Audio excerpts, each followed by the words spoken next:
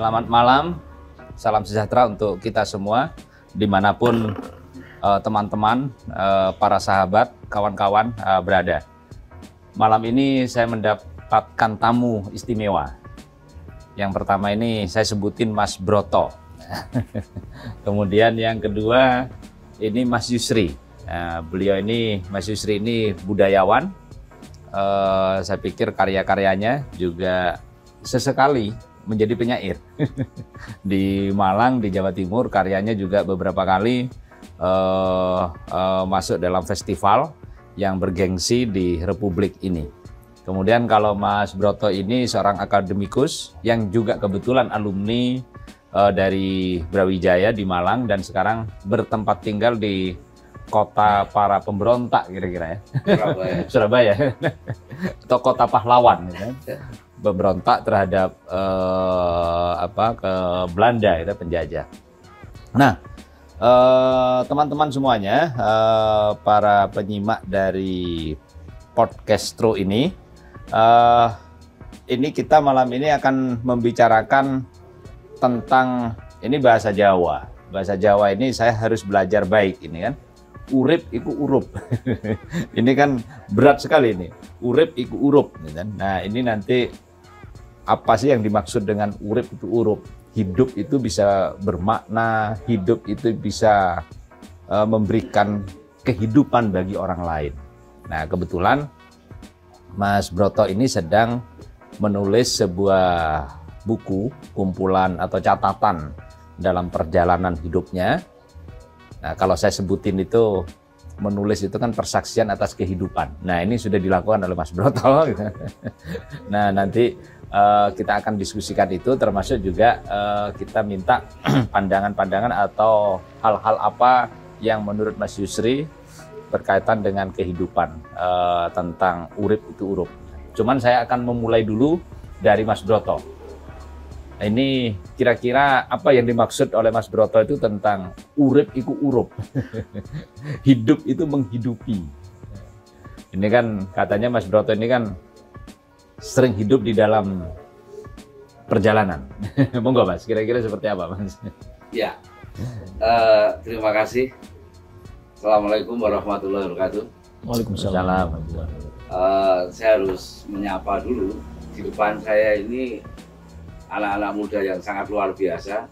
Itu ada siapa itu, Mas Dansen ya. Luar biasa itu tadi Mbak Nancy ya. Khadijah. Mbak Nancy Khadijah ini selain cantik ya, saya suka tadi. Saya kesini ke rumahnya senior saya gitu, yang di Pertuan Agung gitu. Itu saya terus terang tadi itu saya sampaikan teman-teman semua ketika datang ke pesanggrahan, ke Padepokan Kalimetro, tempat di mana Mas Lutfi yang merupakan tokoh nasional ya. Ini saya langsung mengalami dejavu. Ini kayaknya saya benar-benar terima kasih kepada Tuhan yang Maha Kuasa. Itu saya seperti kayak main ke Padepokannya Empu Tantular, itu dejavu saya. Meskipun saya belum bertemu dengan Empu Tantular, minimal saya pernah membaca lah separagraf, 2 paragraf, lupa dulu bacanya gimana. Nah, saya perlu sampaikan kepada Mas Lutfi, yang pertama yang saya hormati kan gitu. Yang kedua ini yang di sebelah kanan saya. Saya jujur harus mengatakan kepada teman-teman semua, Mas Lutfi ataupun yang di kanan saya ini sosok figur yang saya kagumi, Mas Yusri. Dia sebagai seorang dosen akademisi dan dia seorang penyair. Puisi-puisi yang dia pahat melalui tangannya, jemarinya yang lentik gitu ya. Itu saya sahdu, apresiasi sekali. Itu pertama. Kemudian yang kedua terkait dengan sebuah premis atau konsep tentang urip itu urup. Saya dari Jawa Tengah. Ya. Tepatnya saya dari mana? Klaten. Klaten. Ya. Jadi kalau boleh dikata, didikan pertama kali yang saya dengar dari ibu dan bapak saya itu ya kata ketika kata itu. Dulu saya nggak paham, urip itu huruf le, tapi bukan le saya. Bapak dan ibu saya itu ngajarin didik mula mentah kakak saya Mbarep. Saya 7 bersaudara. Saya terhitung kakang ragil jadi nomor 6. Jadi Mbak Mas Kumbian sing Mbarep itu digarep ke urip iku urip piye karep. Oh, sesederhananya ya nek awakmu iki mangan sak piring wis wareg, lah kok isih sak piring tanggane diparingi lho, Nduk. Oh, seperti itu, hal-hal yang kecil. Contoh lain, rumah saya di Klaten itu kan besar. Itu lahan di belakang itu juga besar kayak lapangan gitu. Ada banyak pohon pisang kepok, pisang apa itu, pulut dan lain sebagainya. Bapak dan ibu, terutama ibu, kalau panen itu engko toko palu dikai lho, Le. Nah, saya yang kebagian ater-ater. Oh. Lah iki jenenge urip iku urup. Oh, itu sampai terbawa sampai mungkin saya usia sekarang ini. Kurang lebih seperti itu maksud. Definisi secara sederhana. Kalau definisi menurut Kamus Besar Bahasa Indonesia, mungkin saya harus bertanya kepada Mas Yusri. Sebelah kanan saya ini yang paling pakar. Gitu. Kalau saya definisi, karena memang saya itu boleh dikata kalau disebut dosen itu juga baru saja gitu. Disebut akademisi belum terbukti. Tapi kalau ater-ater atau ya peristiwa-peristiwa kecil yang selalu membuat saya itu selalu mewek dalam tanda kutip itu ingat orang tua itu, apa yang saya miliki, kemampuan yang saya miliki ya saya bagikan sekemampuan saya. Spirit itulah yang saya kemudian kayaknya kok saya itu mungkin dulu tuh benci apa itu nulis gitu Mas Yusri. Tapi kalau orasi, wah itu batok sekali. Waktu saya kuliah di UB mungkin esok sore sini cuma demo, kuliah lupa gitu. Tapi memang ternyata Allah itu tidak tidur. Keinginan saya itu mungkin kayaknya guru ngomong toh itu kayaknya dosen juga malah ukurannya tidak di situ Mas. Ternyata setelah berkecimpung kumpul dengan teman-teman yang berprofesi dosen itu ternyata ukuran keberhasilan dosen itu dengan menulis Mas. Nah itu terus piye cara gua tulisan itu kan abadi. Iya. Omongan lenyap. Iya, itu quote-nya banyak, nanti Mas Yusri saya ingin tahu dengar itu semua. Jadi sekilas itu Mas Lutfi. Secara sederhana, urip iku urip, iya sesederhana itu. Ya, memberikan makna lah gitu ya kepada orang lain atau sekitar gitu. Nah ini kan Mas Broto ini kan orang Jawa, asalnya juga dari Punjeri Jawa. Ya kira-kira Jawa Tengahan lah. Nah ini Mas Yusri ini ujungnya Pulau Jawa. Wah ini menarik ini. Belambangan, kan? Minyak Jinggo. Nah, kira-kira gimana nih Mas Yusri? Tadi Mas Broto memberikan gambaran, ya saya pikir itu konsep agraris gitu, sederhana tentang memberi, menolong, begitu ya, gotong royong lah. Nah kira-kira Mas Yusri mungkin punya imajinasi lain tentang urip iku urup. Iya. Baik Mas Lutfi, terima kasih. Saya bersyukur sekali malam hari ini mendapat kesempatan untuk berbincang-bincang dengan Mas Lutfi dan juga Mas Broto. Assalamualaikum warahmatullahi wabarakatuh. Saya ingin menyapa terlebih dahulu para pemirsa, semoga sehat dan terus kreatif. Saya ingin memberikan satu narasi awal Mas Lutfi. Saya berasal dari sebuah desa di ujung timur Pulau Jawa, seperti yang Mas Lutfi sebut, Banyuwangi. Sebuah desa yang dikelilingi oleh hutan-hutan jati dan juga persawahan. Waktu itu orang tua saya bercerita bahwa para orang tua yang ada di desa itu sangat berharap anak-anaknya itu bisa keluar menimba ilmu agar mendapatkan pengalaman, wawasan yang luas. Karena mereka yakin ketika anak-anak generasi di desa itu hanya tinggal di satu komunitas agraris yang terbatas, jauh dari kota, jauh dari modernitas, mereka tidak akan bisa berkembang secara pemikiran. Dan pada akhirnya ketika banyak generasi di desa saya bisa kuliah, bisa sekolah di luar kota Banyuwangi bahkan, mereka bisa memainkan peran-peran yang penting dalam kehidupan bermasyarakat. Dan saya mencatat peran-peran itu tidak hanya terkait dengan dunia intelektual. Apa yang menginspirasi peristiwa-peristiwa yang kemudian harus saya tekuni adalah terkait dengan pilihan untuk menjadi manusia yang kreatif. Manusia yang kreatif itu adalah yang mampu menciptakan satu karya yang itu tidak hanya bermanfaat bagi orang lain, tetapi juga menginspirasi. Bermanfaat, mungkin orang lain akan merasa mendapatkan guna, tetapi inspirasi itu akan mendorong seseorang untuk menciptakan sesuatu mungkin yang lebih baik, yang lebih kreatif, yang lebih bisa memberikan warna yang berbeda bagi hidup ini. Bagi saya, seperti yang disinggung oleh Mas Broto tadi, urup di sini terkait juga dengan kata menyala, dengan kata yang itu bisa menciptakan satu magnet tersendiri bagi proses-proses penciptaan yang dilakukan oleh anak-anak bangsa. Tadi Mas Broto misalnya menyinggung tentang dunia tulis-menulis, dan Mas Lutfi tadi sudah menggarisbawahi bahwa menulis itu adalah kerja persaksian. Dengan menulis kita bisa mentransformasikan fenomena yang terjadi menjadi makna-makna yang memiliki kedalaman-kedalaman. Orang belum tentu memandang fenomena secara mendalam. Kadang-kadang mereka hanya takjub di permukaan, tetapi untuk mengeksplorasi, untuk menggali makna itu membutuhkan satu spirit yang urup itu. Begitu, Mas. Urip itu urup, berarti kan urup itu kan menyala. Kira-kira ini kan sebuah metodologi ya. Urup itu kan cara kan gitu kan, cara.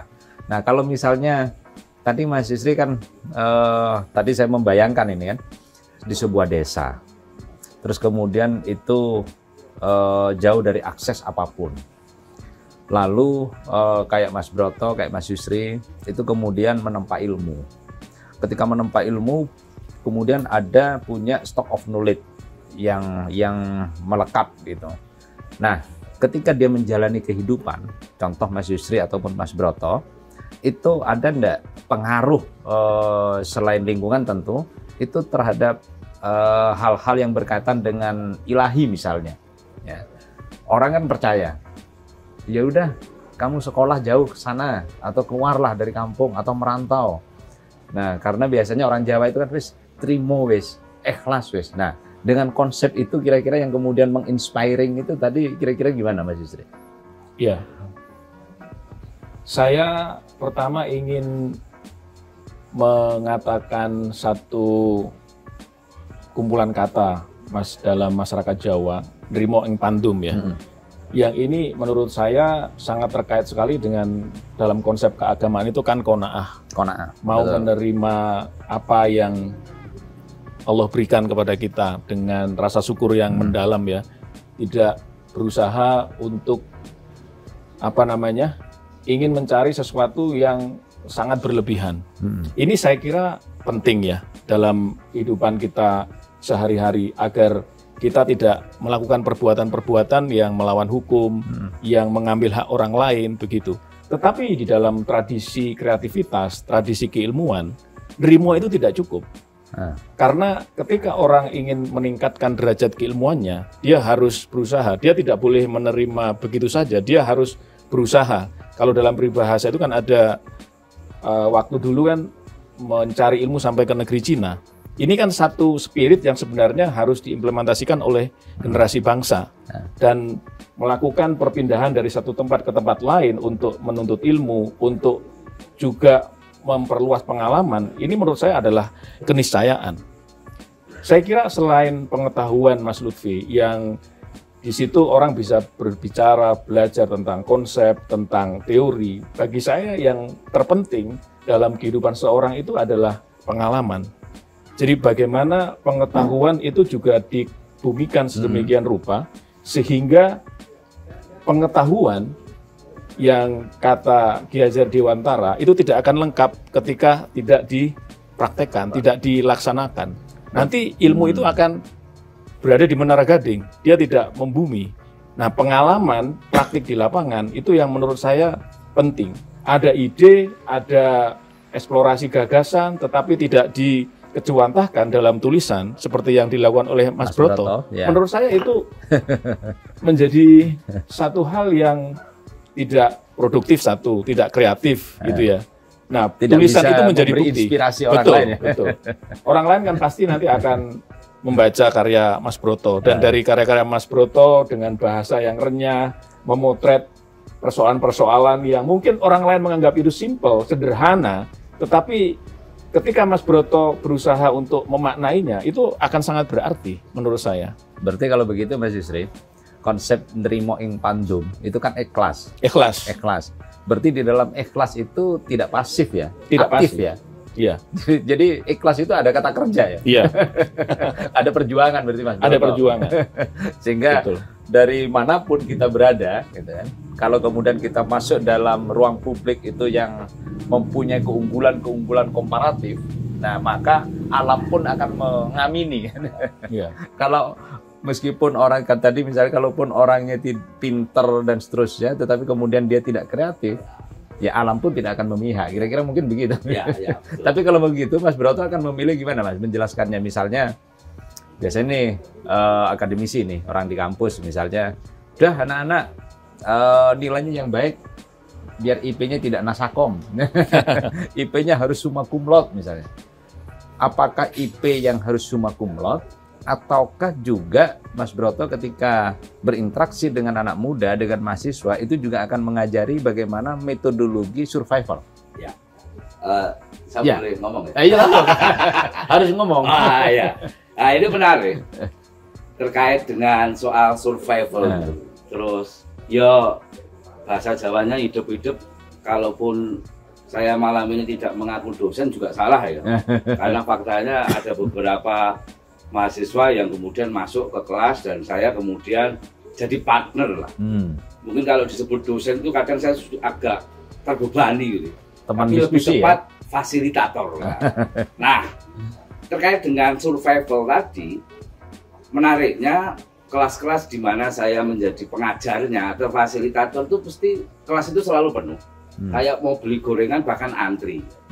Nggak tahu mahasiswa tertarik kepada saya itu karena faktor profil wajah saya yang kemudian rambutnya juga sudah mau habis kayak gini atau seperti apa? Ternyata tidak. Saya kalau ngajar itu sangat pelit deh Mas. Jadi sepatunya itu juga pantofel cetak-cetok itu pakai dasi gitu. Jadi dilihat orang itu ya kayak mungkin profesor KW1 atau 3 gitu. Tapi memang salah satu kemampuan saya itu untuk berbicara di depan audien dan membuat audien itu delongop. Nggak tahu delongop paham dalam apa yang saya sampaikan atau yang performanya harus mempercayai lah ya. Ya, karena itu mungkin didikan dari organisasi dulu mungkin, ya. Sejak jadi ketua OSIS apa gitu atau mungkin dulu pernah di organisasi apa ekstra kampus kayaknya. Nah, kembali ke laptop ya. Saya itu jujur Mas, survival bisa jadi di masyarakat Jawa itu kadang pemaknaannya hanya satu sisi saja ya. Aku pokoknya nutun ning sawah, nggawa arit, nggawa pacul, dan saat kecil ya saya melihat mbah-mbah saya karena sawahnya banyak kan ketoknya enak. Tapi karena ini zaman modern sawahnya sampai entek kan. Nah, saya melihat apa ya, masyarakat, mungkin saya masyarakat agraris itu benar-benar ini ya. Orang kalau pengen ini ya harus bekerja dan sebagainya. Nah, karena didikannya dulu saat kecil itu saya dikedepankan hal-hal yang berbau tirakat gitu. Jadi saya selalu sampai sekarang itu masih mendarah daging di alam bawah sadar saja, alam bawah sadar saya. Siapapun Anda kalau punya keinginan itu harus tirakat, harus prihatin, prihati gitu. Mas Jansen tahu nggak prihati? Gitu. Artinya Mas Jansen kalau mau naksir Mbak Nancy ini yang cantik bisa jadi harus melakoni, harus lelaku. Sampai mentok gitu lah. Sampai dalam jiwanya Mas Jansen yakin Mbak Nancy milik saya. Itu saya praktekkan, tapi dalam satu aspek pendidikan, Mas. Makanya kalau ngomong pendidikan itu saya terima kasih kepada Tuhan, kayaknya selalu ranking 1 saat itu. Tapi habis itu kuliah ya nasakom, karena ya faktor organisasi eksternal itu mungkin. Tapi ternyata tidak. Saya harus buktikan bahwa S2 saya juga bisa kumlot. Nah, kembali ke survival tadi, mahasiswa yang kemudian ikut kelas saya kan ngajar kewirausahaan. Jadi, wah ini teori tentang kewirausahaan kan saya harus agak kelabakan juga kalau kemudian mengenal lebih jauh apa yang dijelaskan tentang makna kewirausahaan dari Peter Drucker. Daripada kesuwen baca itu, ya saya praktekkan apa yang sudah saya lakukan. Saya itu aslinya Mas Jansen hanya penjual nasi goreng. Jadi terlalu mewah kalau hari ini saya ikut podcast ya. Apalagi nanti didengar itu paling viral. Anak-anak Surabaya, kelompok komunitas saya yang Grab Long di Surabaya paling diangker gundul ngapain di situ? Nggak percaya paling. Nah, mahasiswa saya entah kemudian saya ngajar di Bangil atau kemudian di Surabaya, saya ngajarnya itu. Jadi bahkan ngajarnya saya ke kampus itu bawa kompor, wajan, sutil, jadi dasi, sepatu pantofel cetak-cetok atau itu saya lepas semua. Ganti celana pendek, kaos oblong, anduk kejut. Si mahasiswa itu tahu sendiri, wah ya ikut mata kuliahnya Pak Andi ini. Ketika masakan dia sudah saya treatment ya, cara goreng yang nasi goreng yang enak seperti bumbunya ini udah pakai. Tapi ketika kamu goreng nasi ini rasanya so taste-nya podo, udah itu. Ngapain wong nilai nggak kulaan itu? Karena saya itu kadang mau ngasih nilai selain A atau maksimal minimal B+ lah, saya jarang itu ngasih nilai itu B. Karena nilai kan nggak kulaan. Dan saya juga merasakan perasaan saya nggak pernah kasih dinilai jelek oleh dosen-dosen saya. Karena faktor S1 nilai saya dulu banyak nasakomnya karena salah saya karena nggak pernah masuk kan. Jadi IPK-nya nilai apa ya 1, ya. Nasib 1, nasib 1, itu parah. Jadi kalau sekarang masih bisa ini subhanallah. Saya kira itu siapa itu Mas Lutfi. Ya. Kaitannya dengan survival tadi. Ya, Mas Yusri, hidup itu kan ada yang kemudian lurus-lurus saja, ada yang belok-beloknya juga banyak, kemudian ada yang tenggelam, muncul, kan?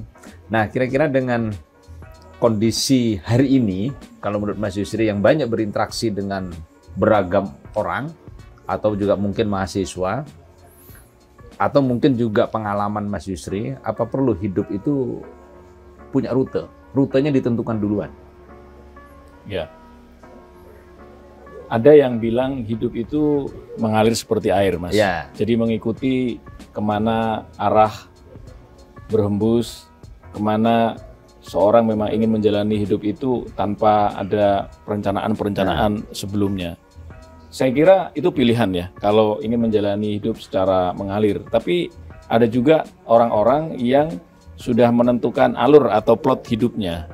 Dia sudah merancang kapan akan mulai melakukan satu kreativitas, kapan kemudian dia akan bersosialisasi dengan orang lain, kapan dia akan misalnya mempublikasikan buku, kapan kemudian dia akan berperan di satu masyarakat yang lebih luas, dengan tahapan-tahapan yang mungkin sudah dia rancang sebelumnya. Tetapi saya kira seperti yang tadi sudah Mas Lutfi sampaikan, bahwa hidup ini juga tidak bisa lepas dari kekuatan ilahi ya. Kadang-kadang apa yang dirancang, apa yang sudah direncanakan itu bisa meleset, tidak sesuai dengan harapan.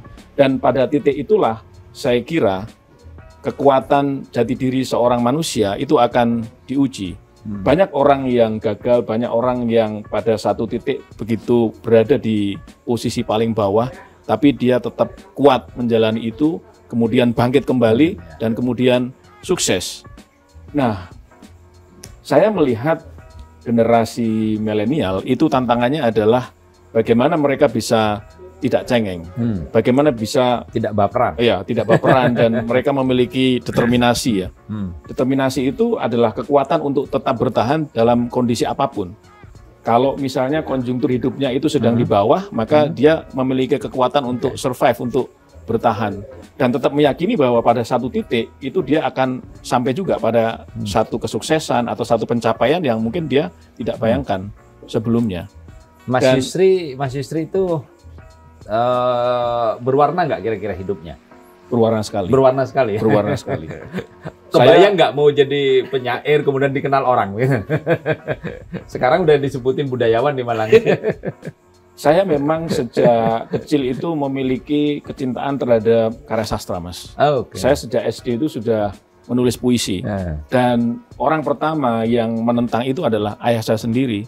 Karena ayah saya itu sangat berharap saya itu menjadi mubalik, Mas. Menjadi dai. Oleh karena itu saya pernah khas Jawa Timur ini kayaknya. Dikirim ke pesantren. Kebetulan ayah saya juga pernah menempuh pendidikan di pesantren di Penarukan, kemudian melanjutkan pendidikan agama juga. Oleh karena itu ya namanya orang tua mungkin berharap saya ini bisa meneruskan jejak-jejak dan peran-perannya. Tetapi mungkin ayah saya lupa bahwa anak itu pasti akan memiliki keinginan-keinginan, harapan, cita-cita yang bisa berbeda. Dan saya menemukan sastra itu sejak kecil menjadi bagian entitas yang sangat menginspirasi saya. Dan ketika saya masuk sekolah sampai di perguruan tinggi, saya akhirnya benar-benar tahu bahwa sastra itu tidak bisa dilepaskan dari kehidupan saya. Karena bagi saya bersastra, mungkin bagi teman-teman juga yang menyenangi mencintai sastra, itu bukan hanya persoalan terkait dengan keterkenalan, persoalan mendapatkan honor dari mengirim tulisan seperti puisi ke media massa, Mas. Tapi adalah bagian dari katarsis, Mas. Kepuasan batin. Ekspresi.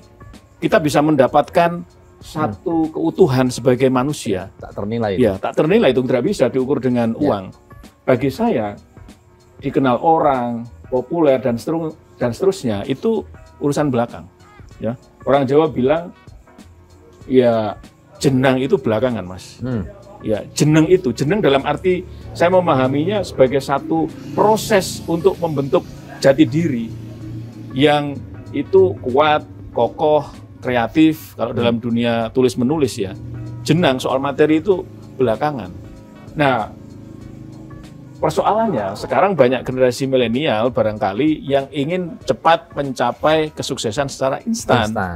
Dan itu bisa membuat mereka menjadi terlalu berharap, kemudian ketika dalam satu titik mereka gagal, mereka akan putus asa, bahkan merasa dunia ini sudah habis kayak gitu loh. Bukan dunia yang terlipatnya Yasrab ya. Gitu. Nah, Mas Yusri, ini Mas Yusri percaya nggak dengan alam? Bahwa alam ini selalu membantu Mas Yusri? Ya, saya selama ini meyakini bahwa kehidupan manusia yang bisa berkembang dan bermakna itu karena ada harmoni antara manusia dan alam, Mas. Manusia menurut saya tidak boleh memosisikan dirinya secara superior dibanding dengan alam. Kita tidak boleh meletakkan alam secara inferior, menjadikan alam semata-mata sebagai objek untuk eksploitasi. Oleh karena itu, seorang manusia yang memahami dan ingin menjaga harmoni itu, dia harus meyakini bahwa alam ini menjadi sumber inspirasi. Saya tidak bisa membayangkan, Mas Lutfi, ketika embun-embun sudah tidak ada lagi di rerumputan, bagaimana seorang penyair bisa menciptakan kata-kata indah, metafora-metafora. Bagaimana kalau hutan-hutan hilang?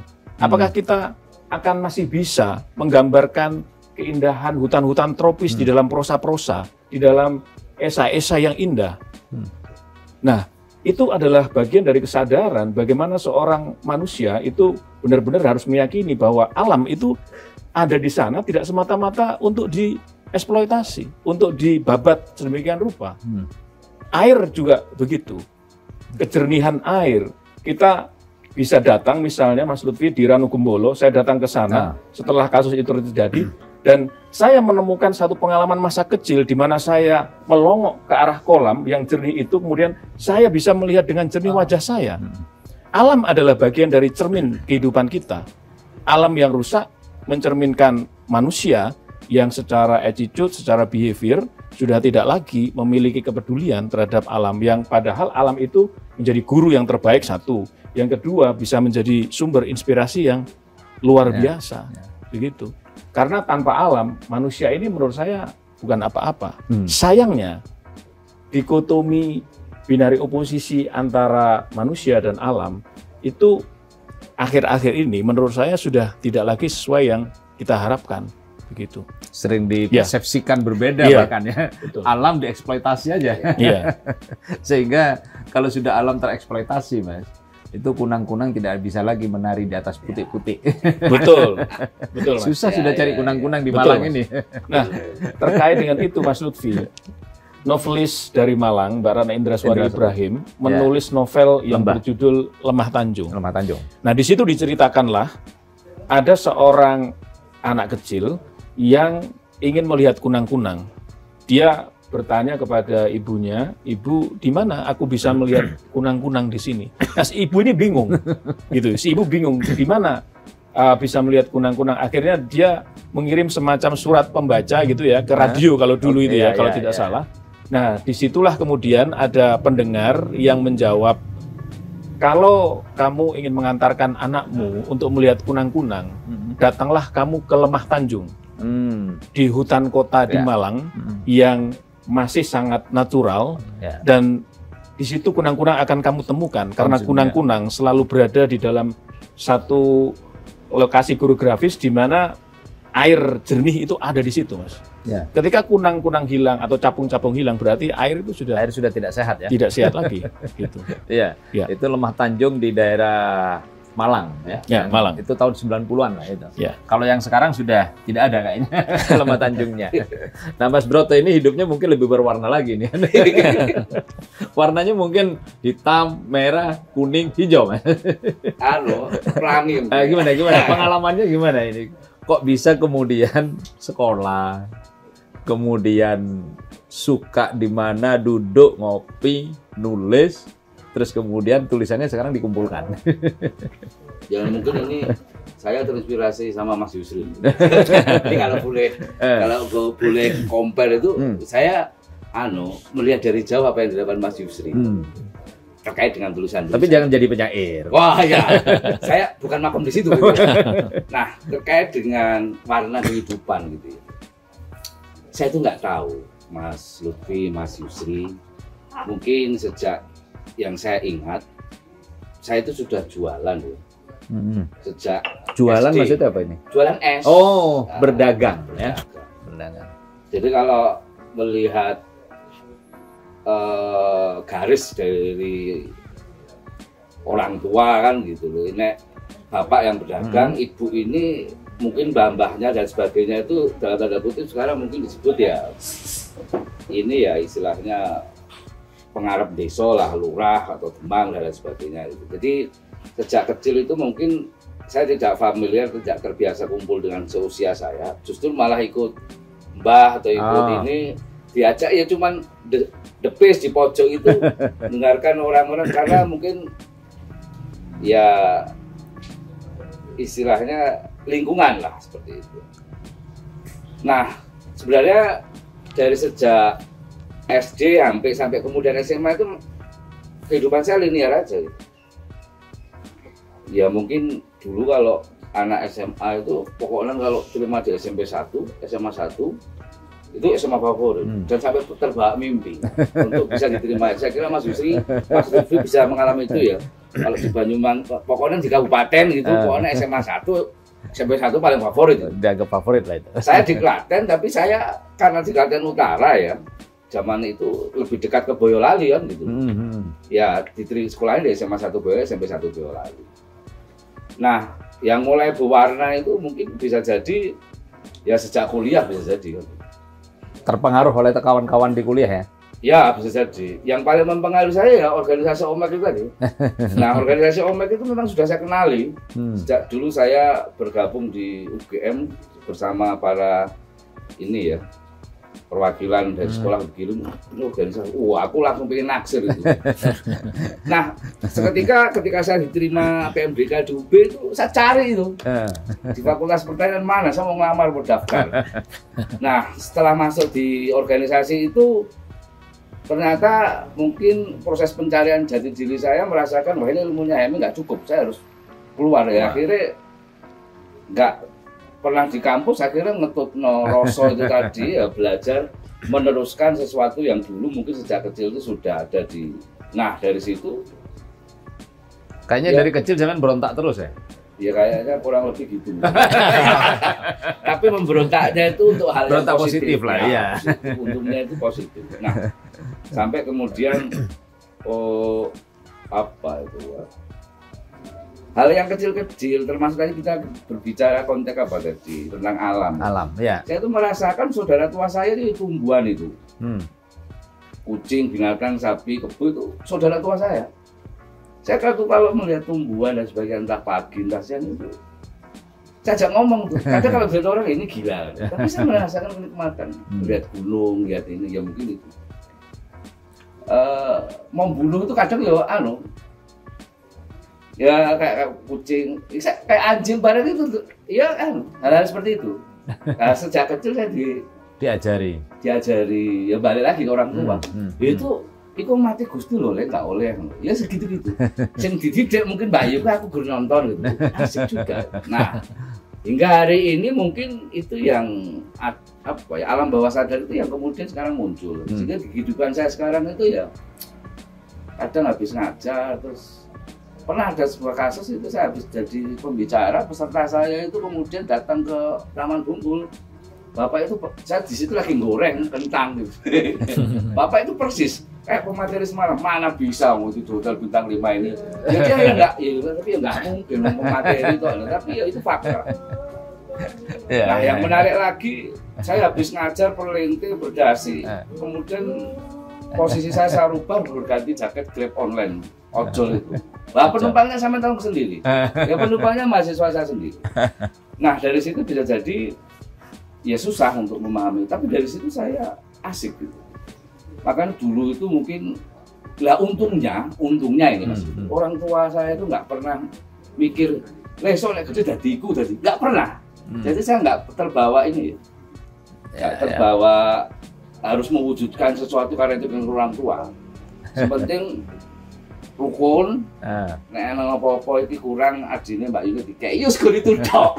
Didiane. Dadi malah ora kepikiran, "Le sekolah sing dhuwur engko dadi profesor atau dokter." Ora krungu blas maksudnya.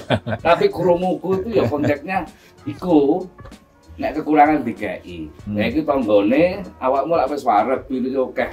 Kan ibu mencontohi. Ya. Ya jadi sesederhana itu. Tapi carane iso akeh duit utawa duit segel ternyata pendidikan.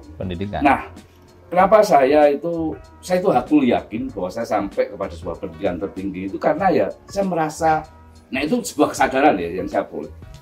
Hanya dengan pendidikan lah saya memiliki kesempatan dan peluang untuk kemudian bertumbuh lebih besar, berkiprah lebih besar. Saya kayaknya nggak ada cara lain selain pendidikan. Nah, di situ Yakin lah ya. Saya akulnya, ini bukan karena orang tua, ini kesadaran diri sendiri karena ya mungkin pernah jadi ranking 1 tapi mari ngono ya ranking buri dhewe ya. Karena baca bukunya Ernest jadinya pemberontakan intelektual. Ya, saya kira itu Mas Lutfi, Mas Yusi. Jadi kaitannya dengan ini ya. Ya saya ngalamin kalau saya buka, makanya saya itu sampai malam ini itu saya jujur hanya terima kasih matur nuwun karo Gusti Mas itu. Karena masih diberikan kesempatan itu. Ya, dan mungkin masih ditutupi topengnya itu. Apa ya? Nek dibuka terus aku bodiar.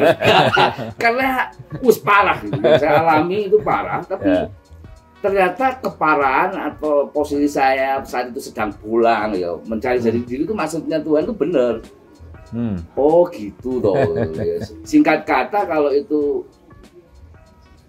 ya saya itu nggak bisa lepas dari Jawa bisa jadi, tapi bukan chauvinistis ya, bukan elit Jawa enggak.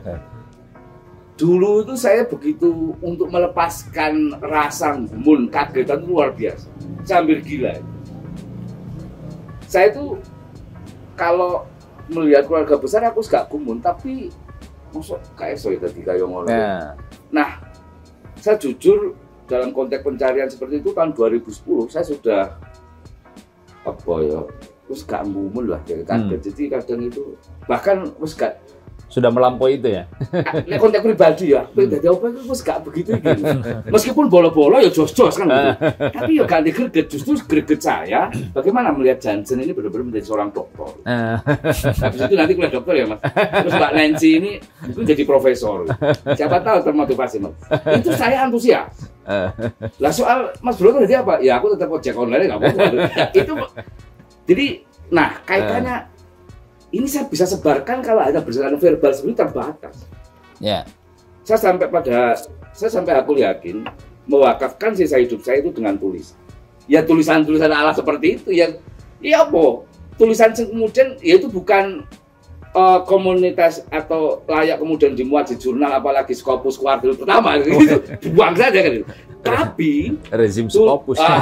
Tulisan-tulisan saya itu saya dapat WA dari mahasiswa saya. Pak, dia terinspirasi. Besok Pak, saya mau usahain. Dia dodolan, gawe apa jus apa kan dodol. Nah, seperti itu. Termasuk anak yang lagi drop kemudian up lagi. Ya kan dia melihat fakta itu. Jangkrik Pak Andi itu mari ngajar, mari ngono ngojek orang terus kemudian sore itu dodolan sego goreng. Ya enggak masalah, apa yang salah? Tidak ada yang salah. Jadi itu saya kira Mas. Iya, Mas Yusri. Generasi sekarang ini kan seringkali disebut generasi rebahan. Semuanya terfasilitasi. Kemudian saya teringat bukunya Zsuzsanna Zuboff. Itu kan karena sudah generasi rebahan, akhirnya ya industri, korporasi, produsen itu tahu dengan sistem algoritma. Kemudian oh ini butuhnya ini, oh bangun tidur ini butuhnya ini, oh bangun tidur ini butuhnya ini. Kan katanya orang itu kan kemudian masuk dalam rantai kapitalisme, katanya begitu. Sudah jadi algoritma sendiri kan. Nah, kira-kira dengan pengalaman Mas Broto yang kemudian beliau sendiri tadi nggak menyangka dan kemudian bisa menulis. Nah, ini kan namanya merubah mental block. Nah, generasi rebahan ini biar tidak rebah terus. Kira-kira gimana menurut Mas Yusri itu? Ya, pertama menurut saya mereka harus sebisa mungkin bisa memanfaatkan fasilitas itu dengan baik, Mas. Fasilitas sudah ada, teknologi terutama hari-hari ini. Ketika mereka bisa menggunakan teknologi itu untuk misalnya menjadi lebih kreatif, saya kira itu akan sangat bermakna bagi orang-orang di sekeliling mereka. Dengan teknologi mereka bisa menciptakan karya-karya kreatif ya. Sekarang kan memang era digital ya, di mana kita bisa menciptakan kreativitas-kreativitas yang itu mungkin dulu sangat sulit untuk dilakukan, tapi sekarang dengan teknologi generasi muda bisa menciptakan kanal-kanal YouTube yang kreatif, bisa menginspirasi, bisa mengedukasi, dan juga bisa memberikan semacam refleksi-refleksi yang mungkin itu akan sangat bermanfaat ya bagi para viewers ya. Itu pertama. Yang kedua, menurut saya generasi yang tadi Mas Lutfi generasi rebahan, itu menurut saya harus tetap bisa berpikir kritis. Dengan kritisisme itu saya kira mereka bisa melihat fenomena dengan sudut pandang yang tidak hanya sebagaimana biasa, tetapi mereka bisa menggunakan kadar keilmuannya, pengalamannya untuk mengolah fenomena-fenomena itu menjadi karya-karya yang juga kreatif. Dengan penciptaan karya-karya kreatif berdasarkan fenomena-fenomena itu, saya kira mereka akan bisa menjadikan diri mereka lebih bermakna daripada sekedar membiarkan hidup mereka sekedar bahan, tidak memanfaatkan fasilitas. Kan iman sekali karena fasilitas sudah ada.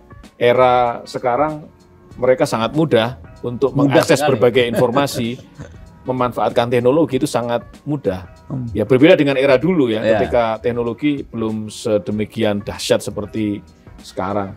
Dan menurut saya, Mas Lutfi, sekarang ini kan era berjejaring ya, era berkolaborasi, era di mana banyak sekali peluang-peluang untuk membangun networking dalam proses-proses penciptaan kreatif. Saya kira anak-anak muda hari-hari ini harus bisa menunjukkan bahwa mereka bisa membangun satu sinergi antara satu dengan yang lainnya.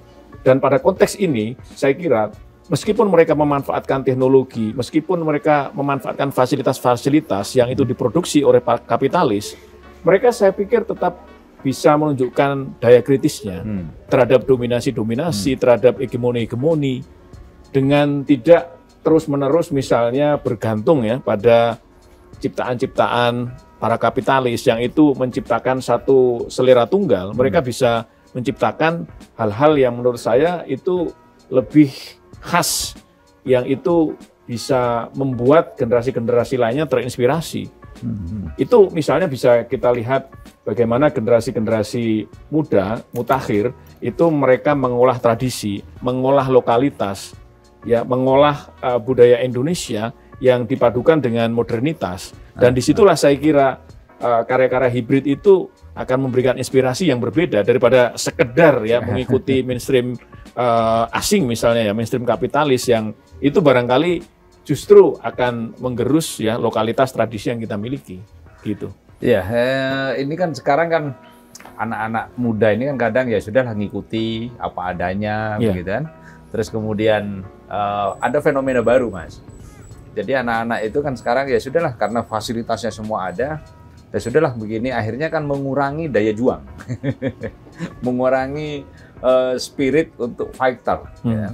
Nah sehingga itu yang kemudian terjadi mental yang ya sudahlah saya ngikut aja. Nah kalau sudah begitu kan kemudian terhegemoni nih. Iya. Ketika itu sudah terhegemoni, nah ini kan urip gak jadi urup.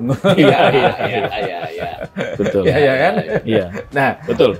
Kira-kira dengan pengalamannya Mas Yusri, Mas Broto, nah sekarang apa yang bisa diberikan kepada anak muda?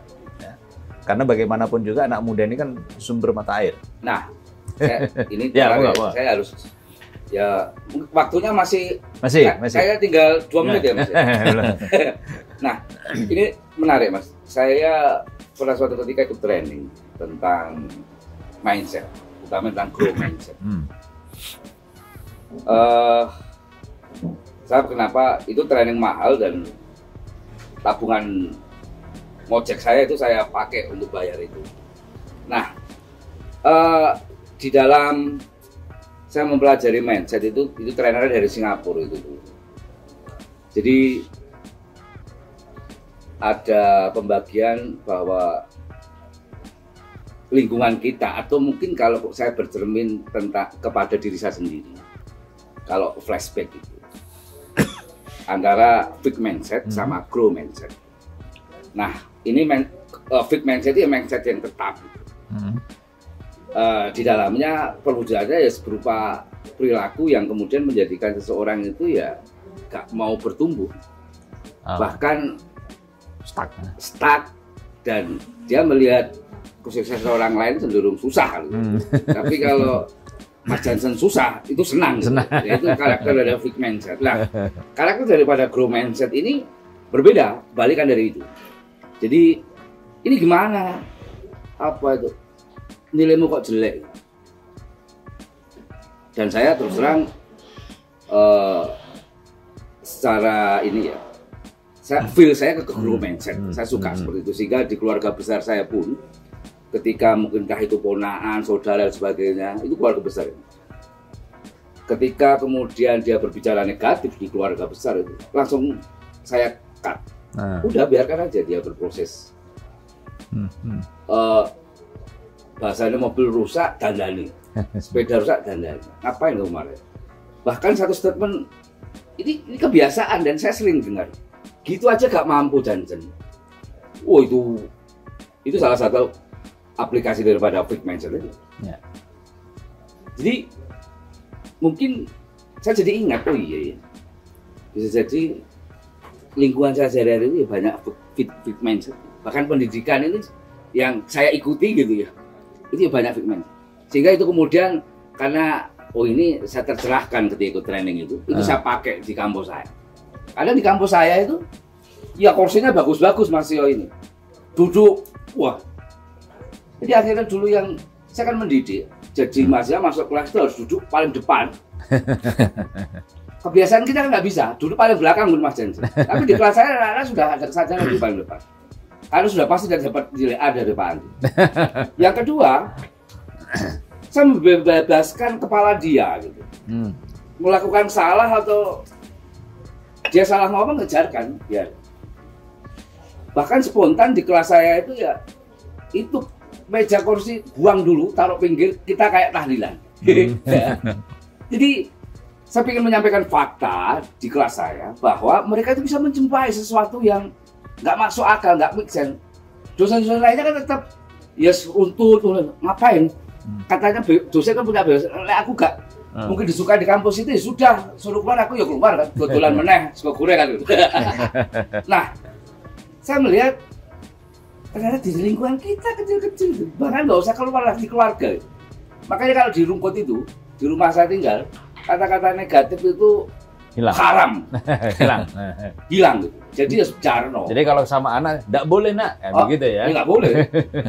Ya bahasanya, itu, Bahasanya dirubah ya? ya dirubah. Karena dulu pernah saya juga ngalamin Tidak, itu. kata tidak dan kata jangan Oh iya dihilangin nggak ya? boleh. Itu sudah nggak ada rumah saya. Bahkan kalau mungkin ya saya berhadapan kayak Mas Jansen itu saya provokasi, kamu nakal loh, jadi gagal loh kan gitu. Jadi teman-teman baik di UB atau ketemu saya di Taman Bungkul itu dia termotivasi untuk melakukan kenakalan. Ini dosa apa enggak? Ya itulah urusan dosa. Aku kan menyuruh nakal saja. Ya, akhirnya ya saya melihat kaitannya tadi Mas, pikiran itu tadi, bahwa kebebasan memerdekakan itu kayaknya masih berhenti di ranah verbal saja gitu. Ya. Aksinya ya mungkin kampus kita atau kantor kita gitu, itu susah. Tapi satu hal Mas, saya jujur, saya berani berpikir seperti ini karena saya harus berterima kasih kepada Mbak Bungkul, ke Taman Bungkul. Ya. Kalau saya tidak pernah dodolan selama 6 tahun di situ, cuman beraktivitas di organisasi itu tadi, ya paling aku ya sama, takut juga gitu. Untuk berpikir lepas seperti ini ya nggak bisa Mas Dado. Saya mesti khawatir, wah itu nak kursi kalau jabatanku atau dosenku disekak atau anu ya habis gitu. Tapi kalau sekarang kan saya enggak, terpaksa ya Mas aku nek tak dodolke bukumu Mas. Apa dodol itu cuma spontanitas, nggak ada ketakutan. Nah, ketika remaja atau anak-anak muda kayak seperti Mas Jansen, Mbak Nancy yang cantik itu punya mental seperti itu, udah deh. Anda berpegang tetap teguh pada Tuhan, ya sudah, orang kaya raya gitu. Kaya raya sekarang Jansen itu, ataupun saya sendiri dulu, pengen kaya itu loh, nggak usah lah. Kaya itu nggak dibawa mati. Loh, tapi gue duit ya butuh. saya sama mentor lebih saya wajib itu kaya. Masa saya ingin melaraci nggak apa-apa. Tapi mindset jangan sampai. Gitu. Salah satu mengapa saya berani datang ke sini meskipun tadi jam 1 malam ya, saya belum tidur ini Mas. Ya, karena pengen kaya gitu. Diaminkan ya Mas. Saya kira itu Pak. Ya Mas, Mas Broto dan Mas Yusri. Nah ini terakhir Mas Yusri, ini biar nggak menggantung nanti tidur saya kan ada pertanyaan kan nanti. Nah ini kan saya terus terang agak terganggu Mas Yusri. Orang kalau ngomong tentang literasi itu selalu berasosiasi kepada calistung. Baca, tulis, hitung. Itu sejak tahun masa lampau. Kan? Bahkan mulai saya SD tahun 70-an itu juga diajari. Bangsa Eropa itu mengenal literasi kalau tidak salah abad 16. Jauh sekali dengan kita. Nah sekarang ada literasi humanisme, literasi teknologi, data dan macam-macam. Gitu. Termasuk juga stock of knowledge yang kita miliki itu sekarang juga menjadi bagian daripada proses berliterasi itu. Nah, bagaimana kemudian konsepsi berliterasi itu yang bisa mengubah cara orang, bisa menumbuhkan spirit orang, bahkan juga bisa menjelaskan kembali urip itu ya urup temenan, ya, bermanfaat untuk orang lain. Kira-kira gimana Mas Yusri? Ya, literasi pada konsep dasarnya, literate itu kan memang sangat general, Mas. General, ya. Berpengetahuan, berpengalaman, dan itu saya kira berkorelasi tidak hanya pada persoalan baca tulis, tapi juga pada laku hidup ya. Ketika orang mendapatkan pengetahuan itu bukan hanya pada persoalan baca tulis sebenarnya, tapi juga persentuhan, persinggungan dengan komunitas, dengan masyarakat. Yang ini saya kira membutuhkan proses. Karena itu saya selalu meyakini bahwa kehidupan ini membutuhkan satu proses yang panjang. Pencapaian, misalnya dalam dunia tulis-menulis, dalam karya-karya kreatif, itu membutuhkan satu proses. Karena ini proses, seseorang tidak akan bisa sampai sebenarnya pada satu titik kesuksesan dengan cara-cara yang instan. Kalaupun bisa, kualitas karya, ya, kedalaman, kemudian keindahan, ya, dan kompleksitasnya itu tidak akan sampai pada satu titik yang itu kita anggap sebagai sesuatu yang mumpuni. Ya, karena proses yang seharusnya dia jalani secara bertahap, di situ dia tidak boleh menyerah, dia di situ tidak boleh sebatas berada di dalam zona nyamannya. Oleh karena itu, Mas Lutfi, poin berikutnya yang saya yakini adalah ada satu konsep interdisipliner dan juga transinterdisipliner yang menurut saya itu harus bisa membuka cakrawala horizon pemikiran anak-anak muda sekarang. Bahwa mereka untuk bisa memahami hidup yang kompleks ini, mereka tidak bisa hanya asik dengan bidangnya sendiri. Kadang-kadang mereka perlu berdialog, perlu berkolaborasi, perlu bersinergi dengan orang-orang dari bidang-bidang yang lain. Dengan perspektif yang interdisipliner itu, saya kira generasi sekarang ini akan menjadi satu generasi yang bisa memandang hidup ini tidak secara parsial, Mas. Itu yang menurut saya penting. Kemudian ada hal yang barangkali menarik dan penting yang dicontohkan oleh penyair kita, Chairil Anwar, yang membuka cakrawalanya, dia membuka diri untuk pengetahuan karya-karya asing, tetapi dia kemudian melakukan satu resistensi, satu penciptaan yang itu bisa menempatkan dia sebagai seorang kreator yang berbeda dari pendahulu-pendahulunya. Kalau Pujangga Baru itu misalnya menempatkan alam itu secara berbunga-bunga. Mereka menyusun sesuatu yang terkait dengan struktur seni, struktur puisi itu secara konvensional. Chairil Anwar melakukan yang berbeda dan dia punya keberanian. Dan keberanian itu menurut saya bisa menjadi spirit yang bisa dicontoh oleh generasi-generasi sekarang. Tidak melulu pada soal penciptaan puisi, tetapi juga pada penciptaan karya-karya kreatif yang lain. Chairil dianggap orang sebagai binatang jalang, sebagai orang yang hidup dalam dunia yang barbar begitu ya katakanlah. Tetapi di balik itu, Chairil meninggalkan satu kenangan, satu proses panjang dalam suatu penciptaan yang itu membuat orang-orang yang hidup setelahnya itu tetap mengenangnya abadi. Begitu, Mas. Jadi ada semacam tanda kutip disruption di masa itu. Betul. Kalau zaman sekarang mungkin puisi-puisinya tukul ya, tukul. Itu kan juga berbeda dengan dari makomnya. Termasuk Bang Haji Romai Rama. Orang kan taunya dandut, ketipung ya. Dia kasih musiknya Led Zeppelin. Kasih luar biasa. Baik, terima kasih Mas Yusri Fajar.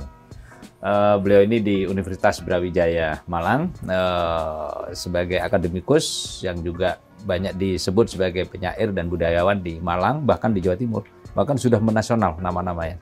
Karya-karyanya juga sudah cukup luar biasa mengganggu kita. Nah, di tengah ini, di samping saya ini, Mas Andi Agus Broto. Andi Agus Subroto, kebalik. Agus Andi Subroto, bukan Andi Agus Subroto. Itu bisa selamatan jenang baru kan ya. Kalau saya terbalik kan nyebut.